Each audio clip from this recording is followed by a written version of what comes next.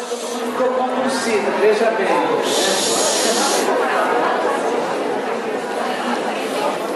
Então, eu vou fechar porque agora o aparelho aqui funcionou e eu vou fechar.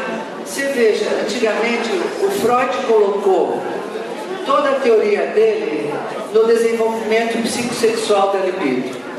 O Reich trouxe toda a questão que a Odila bem colocou na questão da analidade.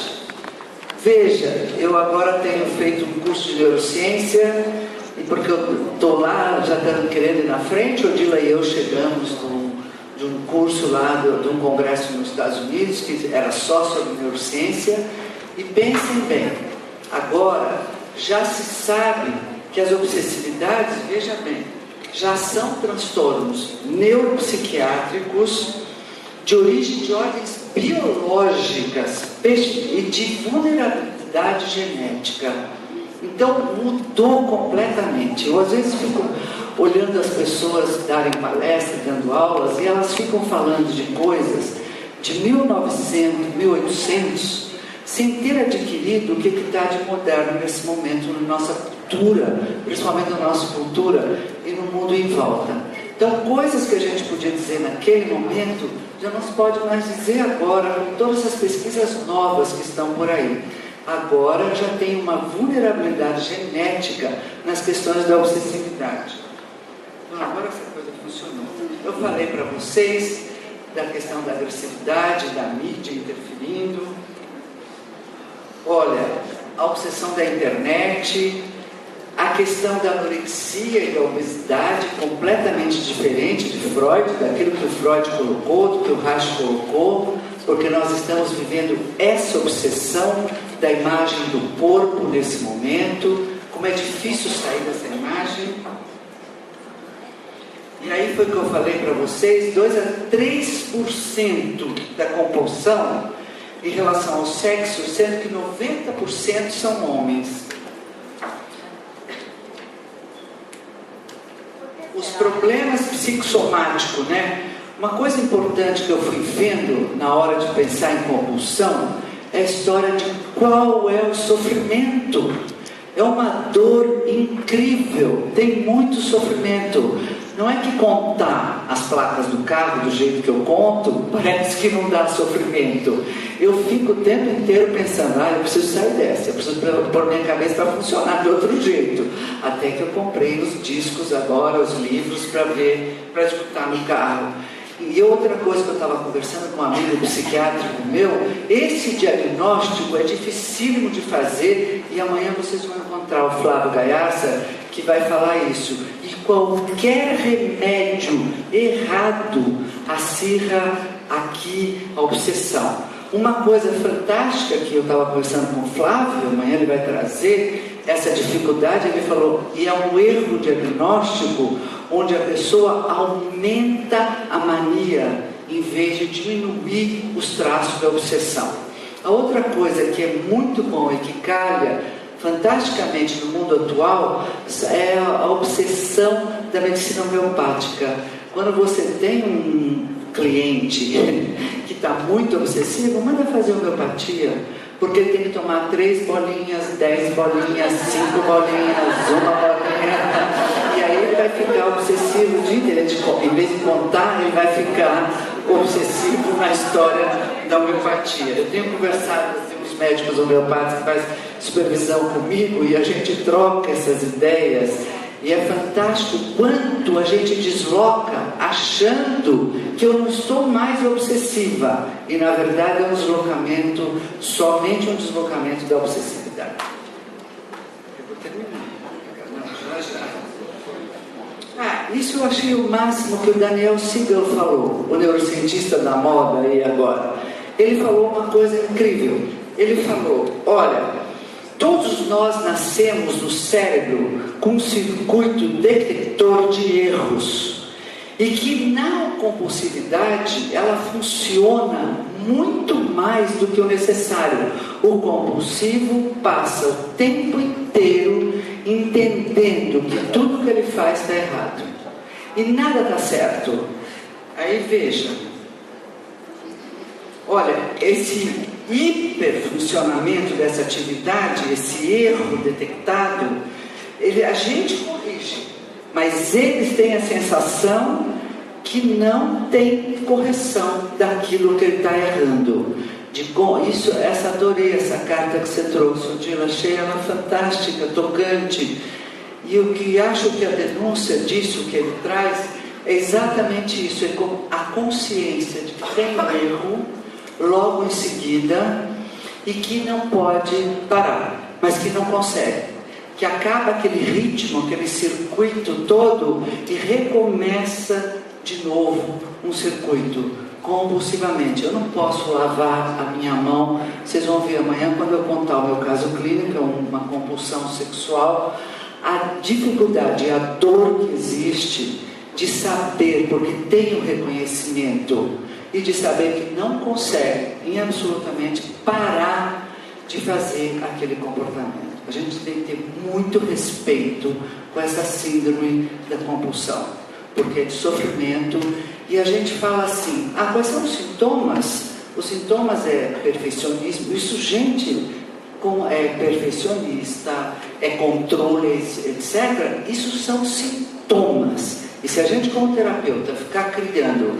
e cuidando somente do sujeito porque ele é perfeccionista ou porque ele lava a mão 10 vezes por dia, é muito importante que ele lave a mão 10 vezes por dia, porque ele desloca daí, a Odila disse isso, coloca num lugar mais angustiante, porque a angústia dele é uma angústia de morte. O controle, na verdade, que ele tem de lavar a mão ou de fazer rituais, como eu tenho um cliente que não consegue sair olhando para a porta, ele só pode sair se ele fecha todas as luzes e ele sai de costas para a porta. Ele já sabe direitinho como abrir a maçaneta da porta da casa dele, porque ele já decorou o tanto de passos que ele tem que dar até chegar na porta. Não é um controle dessa superficialidade que a gente fala, o sujeito é perfeccionista, o sujeito ele é só controlador. É angústia de morte. Então aqui fica, o exercício a gente já fez, aqui fica, eu fui adiantando porque essa coisa não funcionava. Então meu recado é, olha, realmente é uma síndrome do mundo atual, muito diferente do que falou já o Freud, o Lowen e o Reich. Nós estamos num outro momento da compulsividade. Todos nós somos compulsivos nesse momento, com pequenas ou grandes compulsões, e é um sofrimento muito grande, porque é conectado com a angústia de morte. Muito obrigada, e eu passo a palavra para o Ricardo. Desculpa, eu só tenho que funcionar antes. Vou pedir o auxílio técnico para mudar o...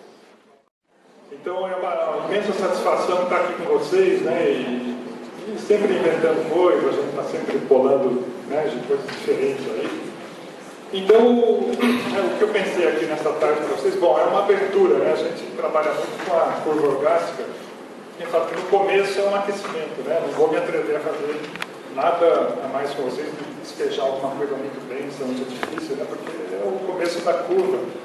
Então é mais um aperitivo. Eu pensei em uma coisa em 3 etapas, assim, né? Uma etapa mais uma brincadeira, depois uma etapa, algumas coisas um pouco mais sérias, e uma terceira juntando o sério com o divertido, tá? Bom, tá funcionando aqui, né? Tá bom. Então, primeira coisa, a gente está no Instituto de Biodinâmica, né? Num momento que eu gosto de falar em pé, porque, como a Eliane falou, eu tenho um lado obsessivo, você fica muito parado, né? A ansiedade cresce. Então, eu preciso gastar um pouco aí, né? Então, só apresentar isso aqui rapidinho, né?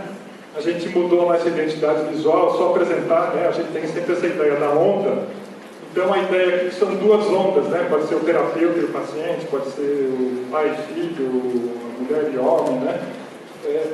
2 pessoas, né? Cada um é distinto, cada um tem a sua onda e eles se misturam e depois seguem cada um o seu caminho, né? Mas essa é a nossa, não é para ficar simbiótico, como está escrito aqui, né? A vida vem em ondas, depois do encontro verdadeiro, ninguém permanece o mesmo, né? Cada um leva algo do outro dentro de si.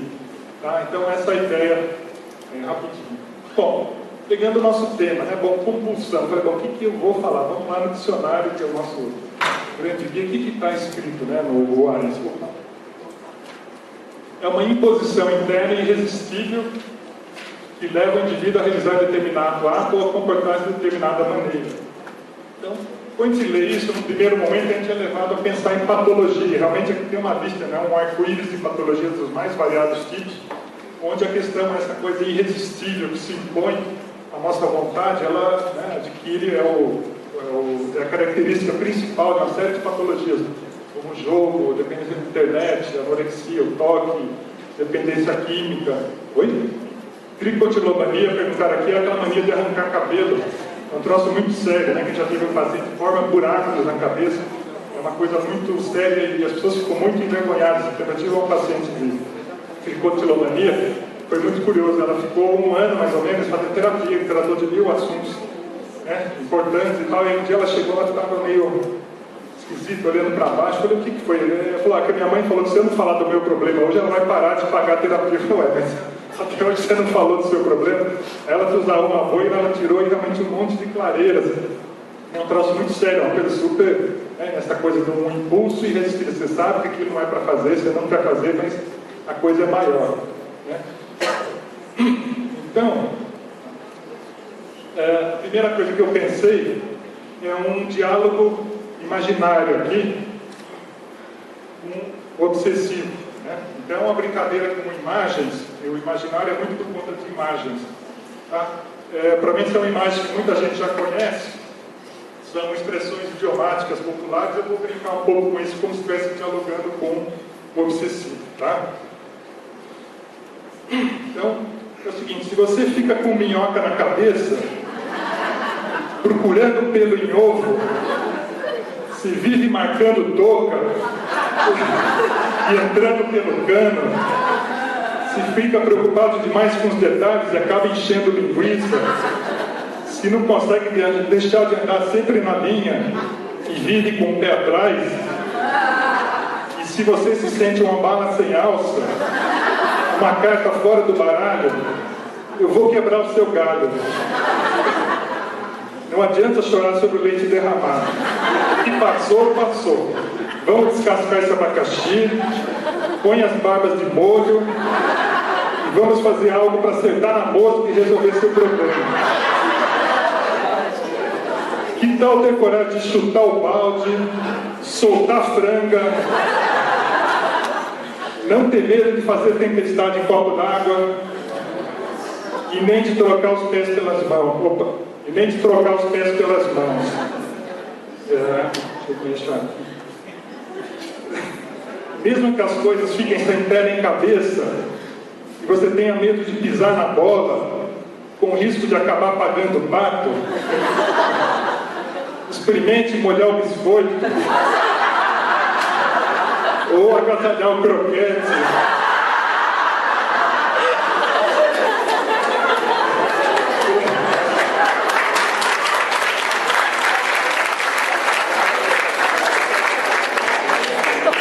Ou preferências diferentes, se for o caso. Vocês adivinharam aqui, né? Não sei falar aqui.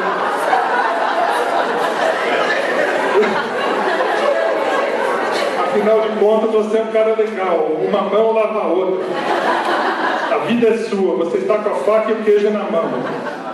Vamos lá, pau na máquina, aproveite.